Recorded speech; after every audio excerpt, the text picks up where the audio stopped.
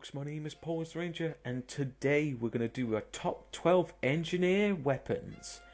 Now the reason I'm starting this 12 as I'm going to showcase some buildings and PDAs for the engineer, as he does have those available even though we haven't had any new PDAs at all for the engineer. And same for buildings besides the Mini Sentry. Also, I want to say I have dyslexia and global learning delay, which affects my reading and pronunciation. Sorry for this bit's a whole minute, I just need to get some things out there so people who do pay attention will know, and if people don't pay attention, I can literally roast them for saying, listen at the start of the video. Literally. Alright, and number 12 is the Artillery Sentry. Now this would be a very cool sentry gun to have. This was part of the Frontline community update and the weapons competition. This just looks badass. Even level 1 looks dangerous. I guess the stats would be for this sentry that it shoots artillery shells, which does a splash damage radius, but it's small, but fires slowly. But it would be useful if there was a bunch of them. And hell, it just looks badass for every level it gets.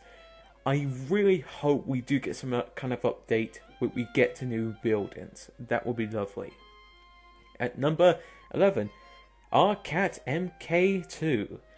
I did hear that the developer who made this stopped working on it, which is quite unfortunate as it looks very cool.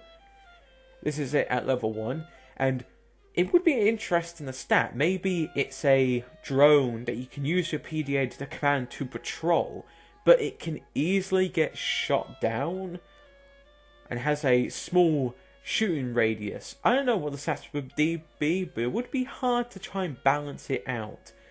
Imagine about 10 of these on the enemy team. Christ, you'd be spawn capped. Or something, I don't know exactly. At number 10 is the Rayzar. This was an original building that was supposed to be in Team Fortress 2, but it was scrapped to be replaced by the dispenser that we have in the game. Also, the video footage is from the workshop page. And the person who made this did impressively well with it.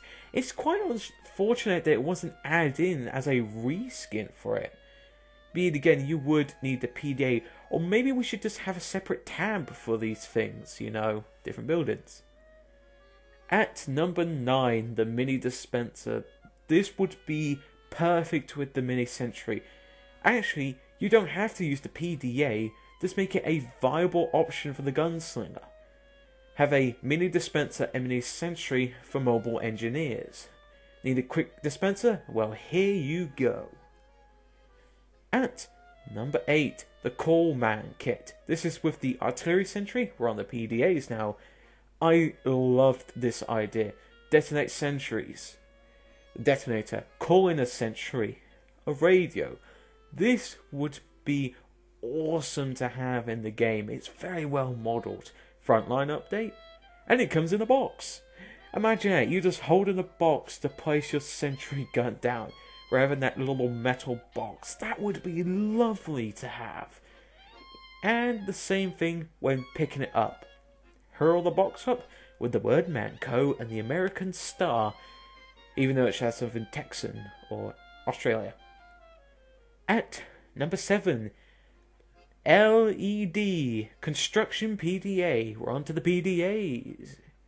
Which, yeah, like I said, this is a cool little PDA, a nice little simple one to have, but it would be something nice. Maybe it can combine with one of the new buildings in the workshop, which would make sense. Like I said, we don't have any new PDAs into the game. Maybe that Pit-Boy one could, if they decide to, I guess. Anyway, next up is the wrench, and that's the Nailbiter. We have some nice good wrenches, some decent ones, some very controversial ones, and some questionable. But a new wrench would be kinda nice for the NG. And this looks a pretty good wrench. It's like a hammer. You can just beat down on people to the point where they just fall over and cry. I can just imagine a good loadout, or some interesting stats for it. Very interesting. At number 5, Welder Smelter.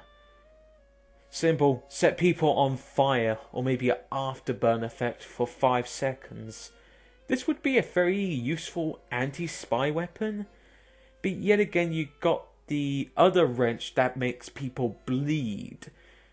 But yet again, it would be a sort of 50-50 use. I don't know what the stats will be, but it looks pretty cool nonetheless though. But still, at number 4, the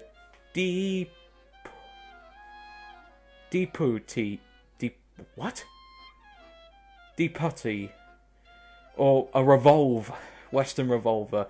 You want to be a traditional Western cowboy? Well, this is your revolver for you. Name's a bit annoying to pronounce, but you get used to it. And it can be skinned and have a stat clock. Oh, that would be wonderful if they add that in the game. Very nice. At number 3, the 26 shooter MKII. It's like a mini sentry revolver. Bang, bang, bang, bang, bang, bang, bang. Out of battery. Bang, bang, bang, bang. This would be a very cool revolver. I actually quite really like it. We need this in the game because it makes sense with the engineer. Just think about it. Engineers all about building stuff. Revolvers. This is perfect for him. I will agree. Now the shotguns, the primaries. Number 2, the Nightwatch. I did say this in one of my top 10 arms race weapons, and this is one of my favourite shotguns. Look at it. It's badass. Clever girl. Bang! Oh, beating up Pterodactyl. Oh, this just looks a badass weapon. And it can be used by heavy soldier and pyro as well. So that's also quite good and quite wonderful, I have to say, for myself. Now, for the last one, Steel Battalion at number 1. Another shotgun. I just like the idea of seeing shells on your shotgun. It just makes it more badass. Yet again, it's used for the 4 other class, which is obviously soldier, heavy, pyro, and engineer. Which, yet again, it makes sense, because obviously the other 3 classes use as secondary weapons, while the engineer has it as a primary weapon. But still, very cool shotguns nonetheless. And those are my top 12 weapons, PDAs, and buildings.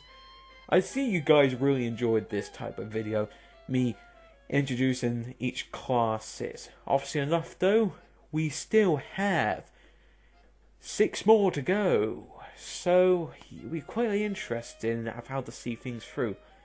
And I know people going, oh god, the video's going to be more than 10 minutes long or more 9 minutes long. Well, sorry, I wanted to add in the buildings as well, because there's some pretty cool stuff in the workshop that I hope the TF team will add into the near future. And read the description about my reading, I am going to say that. Also, my mouse has been a bit quite annoying, it keeps fidgeting about. I need to get a new one.